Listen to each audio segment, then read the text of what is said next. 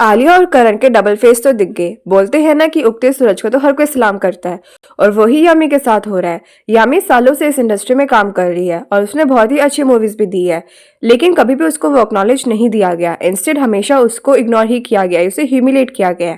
Last year दिसंबर में उसकी हक करके एक मूवी रिलीज हुई थी जो बहुत ही अच्छी है और उसकी स्टोरी लाइन भी बहुत स्ट्रांग है, और उसमें यामी ने बहुत ही स्ट्रांग परफॉर्मेंस दी है। इस मूवी के एक एक कैरेक्टर से आप रिलेट कर सकते हो, और इस केस ने इंडियन कॉन्स्टिट्यूशन में कुछ चेंजेस भी लेकर आए थे। यामी ने साजिया बानो का कैरेक्टर प्ले किया है, जिसका हस्बैंड जो ये कैरेक्टर है वो इमरान हाशमी ने प्ले किया है। वो उसे लाचार छोड़ देता है और किस तरीके से जो अदर फीमेल कैरेक्टर्स है वो उसकी हेल्प करती है। ऐसा तो है नहीं कि यामी ने सिर्फ इस बार ही कोई अच्छी परफॉर्मेंस दी है। आर्टिकल 370 में उसकी फिनोमिनल परफॉर्मेंस थी, लेकिन उसके लिए आलिया ने उसे अप्रिशिएट नहीं किया, और अब अचानक से आलिया उसे अप्रिशिएट कर रही है। आलिया को जब भी फिल्म फेयर मिलता है बेस्ट एक्ट्रेस के लिए, चाहे उसका रोल कैसा ही हो, चाहे उसके कैरेक्टर की टाइमिंग कितनी ही छोटी या कितनी ही बड़ी हो, पर फिर भी उसको वो अवार्ड मिलता है। उसने कभी किसी और एक्ट्रेस को मेंशन नहीं किया जो उससे ज्यादा टैलेंटेड हो। यामी को छोड़ो, उसने कभी अपने को एक्टर को भी अप्रिशिएट नहीं किया। रणदीप हुड्डा एक इंटरव्यू में बताया था कि उनको बिल्कुल अच्छा नहीं लगा कि रणबीर ने हाईवे मूवी की प्रमोशन की है। हाईवे की प्रमोशन के लिए रणबीर को बुलाया गया था और तब रणदीप को इनवाइट नहीं किया गया, और ये चीज रणदीप को बिल्कुल अच्छी नहीं लगी। वो मैंने भी देखा था और मुझे समझ ही नहीं आया। मैं क्या भाई, रणबीर कपूर का इस पिक्चर से क्या लेना देना है? क्योंकि उस वक्त अगर मेरे को थोड़ा और सहारा मिलता तो शायद मेरा जीवन और थोड़ा आसान हो जाता, मेरा करियर थोड़ा और आसान हो जाता।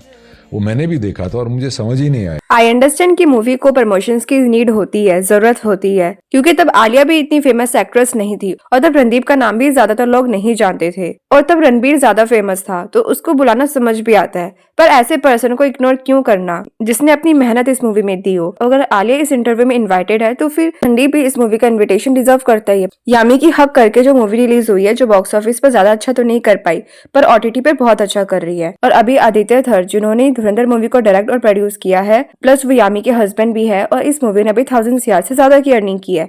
और ये भी अंदाजा लगाया जा रहा है कि जो धुरंधर 2 है वो ज्यादा सक्सेसफुल होगी, वो ज्यादा अच्छा बिजनेस करेगी, और इसी रीजन से हर कोई इस मूवी का पार्ट बनना चाहता है। और आलिया का एक पैटर्न भी है मूवी सिलेक्शन में कि वो उन्हीं डायरेक्टर और प्रोड्यूसर्स को अप्रोच करती है जो फेमस होते हैं, जिनकी मूवीज पास्ट में अच्छा परफॉर्म की है, वो उन्हीं के साथ काम करती है। करण जौहर तो आलिया का गॉडफादर है ही, फिर इम्तियाज अली के साथ उसने काम किया है, और फिर संजय लीला भंसाली के साथ उसने जबरदस्ती मूवी ली है, और फिर SS राजामौली की फिल्म RRR में उसने कैरेक्टर प्ले किया है, और अब वो आदित्य के साथ काम करना चाहती होगी, और इसलिए वो यामी के क्लोज आ रही है। और यही सेल्फिश बिहेवियर उसने दीपिका और कैटरीना के टाइम में भी शो किया था, और इसके लिए उसने इंस्टा स्टोरी भी लगाई है।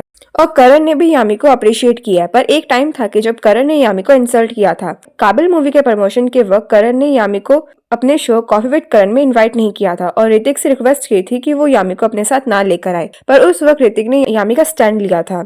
और इंडियाज गॉट टैलेंट में भी उसने यामी को अच्छे से इग्नोर किया था, और पास्ट में उसने कभी भी अच्छे टैलेंट को अप्रिशिएट नहीं किया। अपनी खराब से खराब मूवी हो या फिर नेपोज को उसने हमेशा डिफेंड किया, पर अच्छे टैलेंट को नहीं किया। और सिर्फ करण ने ही यामी को इस इंडस्ट्री में आउटसाइडर फील नहीं करवाया। जब यामी की वेडिंग थी तब एक बिग डिजाइनर ने यामी को ब्राइडल लहंगा देने से मना कर दिया था, क्योंकि उस डिजाइनर के अकॉर्डिंग यामी कोई बहुत बड़ी स्टार नहीं है। यामी ने कभी भी उस डिजाइनर का नेम रिवील तो नहीं किया, पर नेटिजन्स के अकॉर्डिंग वो मनीष मल्होत्रा थे, एंड वी ऑल नो कि मनीष कितने क्लोज है करण के। इंडियाज गॉट टैलेंट की इसी क्लिप में मलाइका ने भी यामी को इग्नोर किया था, and again we all know कि करण और मलाइका कितने क्लोज है, और नेटिजन्स इसे डबल फेस को कॉल आउट करे। धर्मा प्रोडक्शंस की मूवीज फ्लॉप जा रही है, और करण की एक बहुत ही नेगेटिव इमेज बनी हुई है। नेपोटिज्म, आउटसाइडर्स, सुपीरियर कॉम्प्लेक्स, इन सब रीजंस के कारण करण की एक बहुत ही स्ट्रॉन्ग नेगेटिव इमेज बनी हुई है, जिसे वो क्लियर करना चाहते हैं, जिसे वो व्हाइट वॉश करना चाहते हैं, और इसके लिए वो राज शमानी के पॉडकास्ट में भी गए थे, और इसलिए उन्होंने यामी को अप्रिशिएट किया है। प्लस अभी ये भी बोला जा रहा है कि धर्मा प्रोडक्शंस के अंडर में 2 कंप्लीट आउटसाइडर्स लॉन्च हो रहे हैं, जिनका इंडस्ट्री से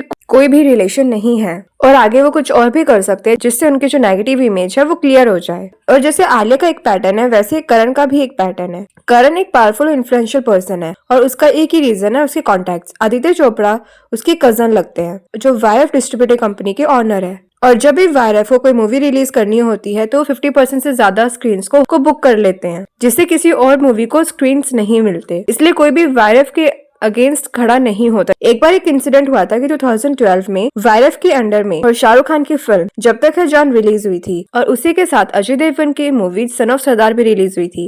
and as I told you कि वायरफ जो है वो स्क्रीन्स को पहले ही बुक कर लेता है, तो उस रीजन से सन ऑफ सरदार मूवी को कोई भी स्क्रीन्स नहीं दी गई। और तब अजय देवगन फ्रस्ट्रेटेड होकर केस फाइल कर दिया कि वायरफ को अपनी पावर को मिसयूज नहीं करना चाहिए, और इस तरीके से son of Sardar movie release हुई थी। ये तो अजय देवगन थे जिनके पास पावर और मनी था, वरना तो कोई और सोचता भी नहीं कि वायरफ के ऊपर केस भी करना है। करण की शाहरुख खान के साथ भी बहुत अच्छी दोस्ती है, एंड आई डोंट थिंक मुझे बताने की जरूरत है कि शाहरुख कितने पावरफुल है। करण के जितने भी क्लोज फ्रेंड सर्कल्स है वो सब पावरफुल बिजनेसमैन या फिर बिजनेस ऑनर ही है जो बहुत ही स्ट्रीट स्मार्ट है, और करण उन पर ही अपना टाइम इन्वेस्ट करता है जिससे उसको कोई रिटर्न मिल सके। जैसे कार्तिक के टाइम पे हुआ था, करण ने कार्तिक को बॉयकॉट कर दिया था, पर जैसे करण को ये पता लगा कि कार्तिक कितना स्मार्ट इंसान है तो उसने कार्तिक को वापस अप्रोच किया। और कहीं ना कहीं ये भी रीजन है कि वो आलिया को इतना फेवर क्यों करता है। इंडस्ट्री के टॉप लोगों के साथ वो हैंग आउट करता है, और अब आदित्य थर की मूवी जो सक्सेसफुल हुई है तो एक यही रीजन है कि वो आदित्य को अप्रोच कर रहा है, और आदित्य को अप्रोच करने के लिए सबसे इजी टारगेट है उसकी वाइफ यामी। और यामी के अप्रिसिएशन में उसने ये स्टोरी लगाई और जिसका रिप्लाई यामी ने ये दिया। इससे यामी का भी फायदा है क्योंकि इससे यामी की नेटवर्किंग बढ़ेगी, जिससे उसे काम और इजिली मिलेगा, और उसे काम के लिए जो अप्रोच करना है वो भी उसके लिए इजी हो जाएगा और उसे काम और जल्दी मिलेगा। इतना इस वीडियो के लिए। अगर आपको वीडियो अच्छी लगी हो तो प्लीज लाइक कमेंट शेयर करना, और प्लीज चैनल को सब्सक्राइब जरूर से करना।